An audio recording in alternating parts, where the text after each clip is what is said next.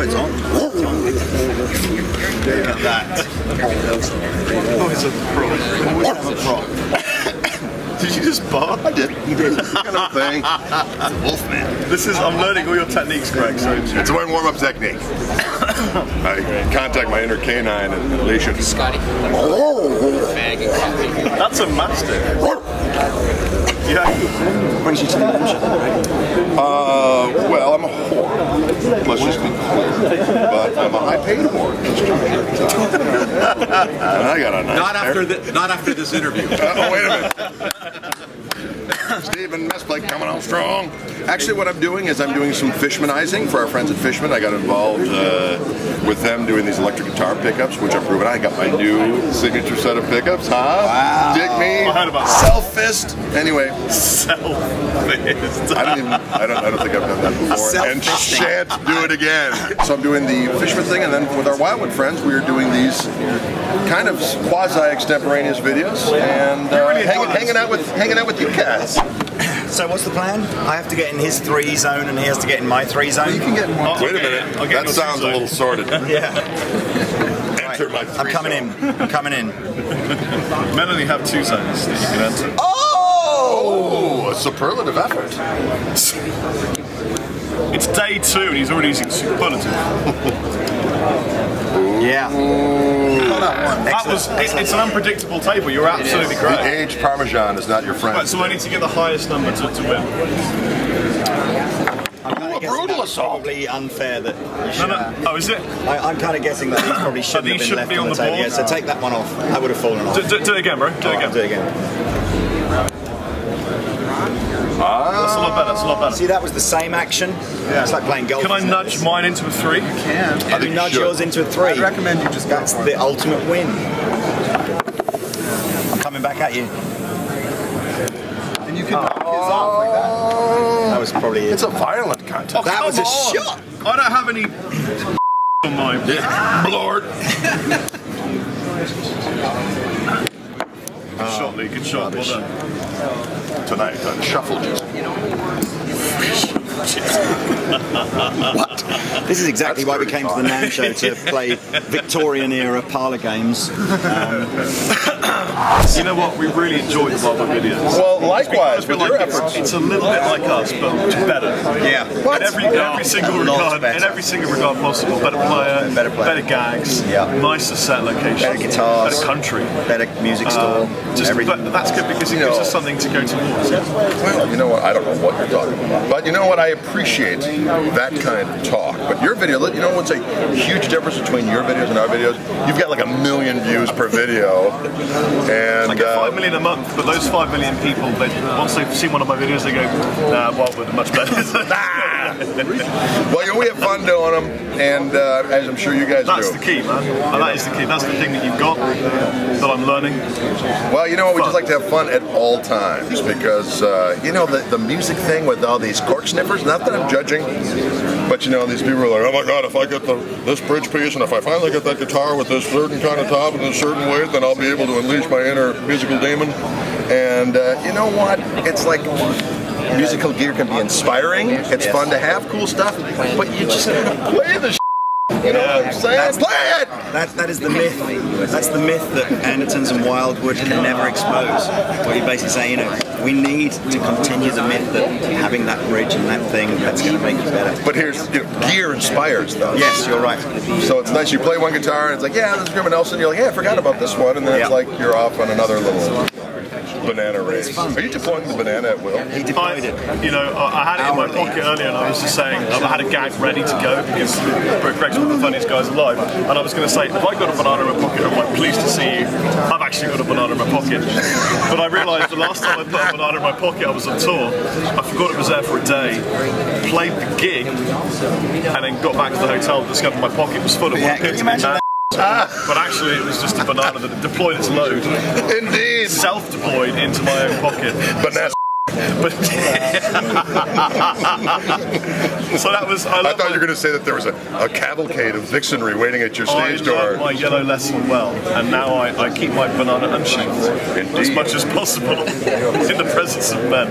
So I got a question about guitar playing. Yes, sir. Because I have noticed that you can do many different styles, but the one style of yours that I particularly admire is the chicken picking. Ah, yes. So yeah, I have heard of such a skill. The poultry in motion, as Bill Kirchin likes to say. One of my customers. How did you learn that skill? Was there a particular teacher, or did you just absorb the music a lot?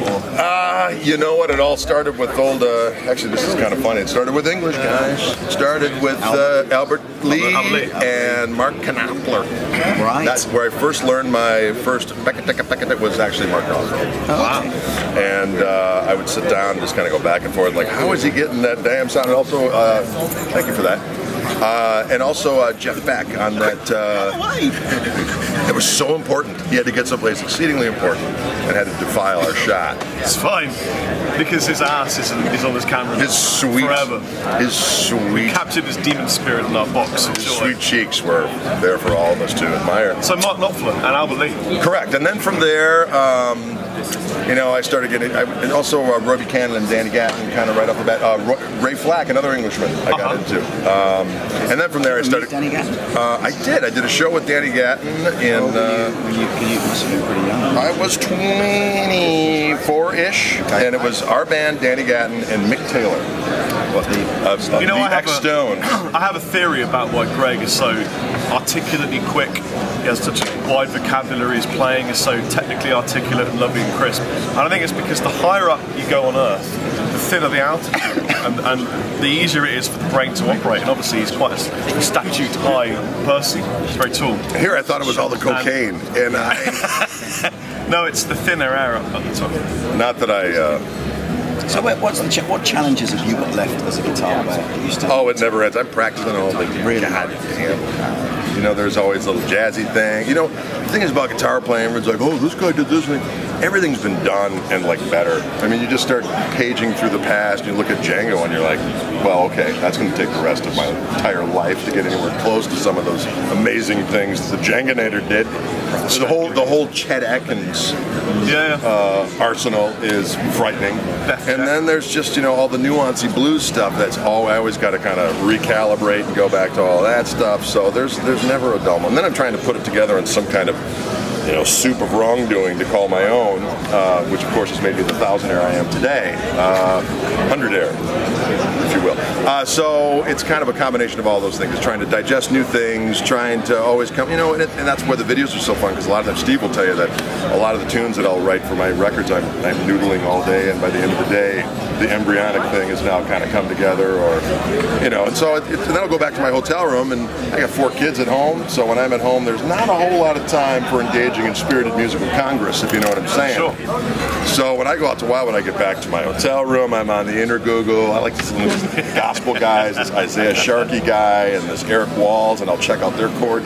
I go, I'll take this and this and this, and try to put it together. It's like a salad bar, pick and mix. If you will, pour some strange elixir on top, and just feasts of the musical activity. What was the last guitar that you picked up that really inspired you? Today.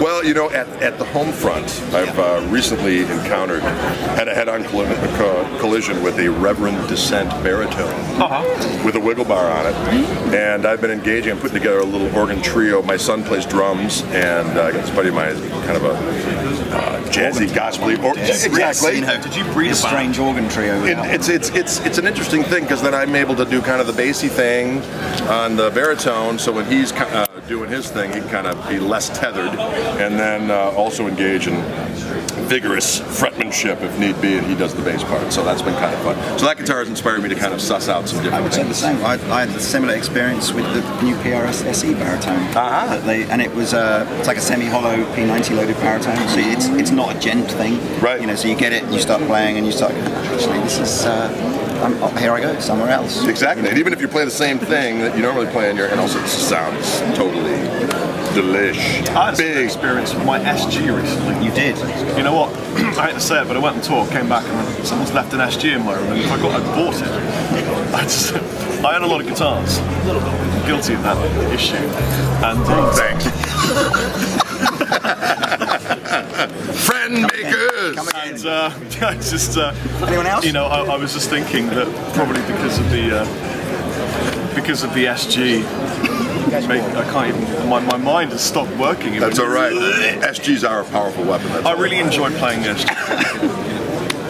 What's this? What is this? Someone's Some kind pointing of a vigorous Lester Paulus brand new model. Designed. Vic, what the hell? What's going on?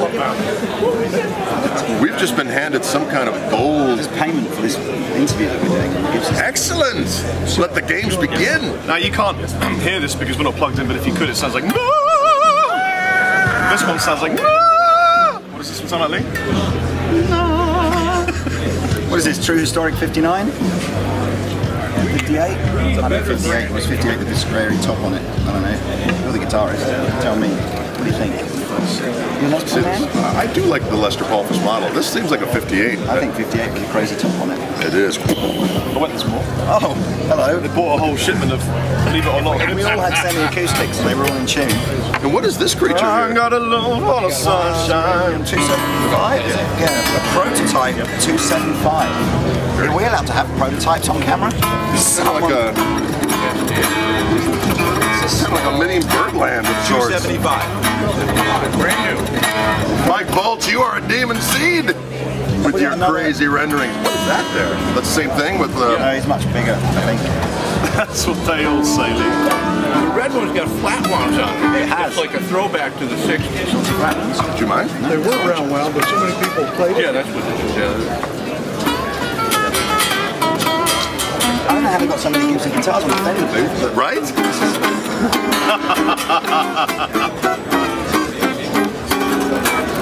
Wow, this is awesome. Mike Bolts has done it again. It's the Memphis guys. We can never have Greg Koch on our guitar show.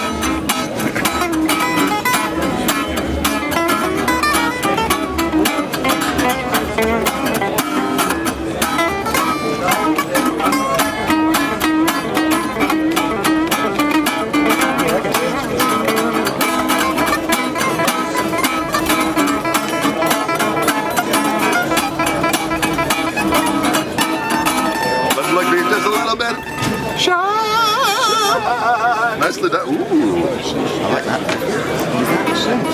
Let me see in your hole. It is. You could fit at least 3 fingers in this one. That's an ears. I don't understand. How is this the same guitar as this one? It's completely different. The badge says it's the same, but it's not. So, any other plans for the rest of the NAMM show then? Well, other than my 5 daily onslaughts at the at Fishman Central, and then roaming and doing these crazy Wildwood activities, by the time I get back to my room after dinner, down for the count. Yeah. Until I wake up in the morning. My wife is 2 hours different. Oh no, turn it back on! It was great. It's the best thing we've done all day long. Yeah. Holy shit, that was a powerful jam we just heard. You know, here at the Gibson booth, they give you the tools to break into extemporaneous dance. It's been an absolute pleasure to meet you. Likewise. More than once. And I did say, and I'll say again, when you come to the UK, I'd like a lesson on a bit of chicken picking stuff. It shall be done. It'd be really cool. Chicken picking fricassee. Yes, I have to now leave because I've got a meeting. But you can stay if you want. I think, you know what, I'm gonna hang with Greg when he comes into the UK. All right. We're gonna do some stuff with Andertons. That sounds good. I'd love it. Put some. You know what? We'll even put you in a hotel. Stuff up for Yeah. And we'll eat some delicious British food. Delicious British bangers and mash, perhaps. And you don't want to do that. I do enjoy the English breakfast, though. Is something I am quite fond of. Yeah. Except the blood pudding thing, I'm not feeling. You know, it's I called read black the other day, scientifically now, the blood, well, we call it black pudding, but blood pudding is what it really is. That's actually very good to you. Very Really? good for you. Yeah. I don't know why. But the mushrooms are The happening. mushrooms. It's good for you according to Blood Pudding Manufacturing Incorporated. Yeah, that was the press release from Blood Exactly. Pudding Inc. This is really Funny how those good things happen. Yeah. Eat the dry blood, it's really good for You know you. what's really bad for you is vegetables and fruits. You're exactly. But blood pudding, let the good times roll. Right, yeah.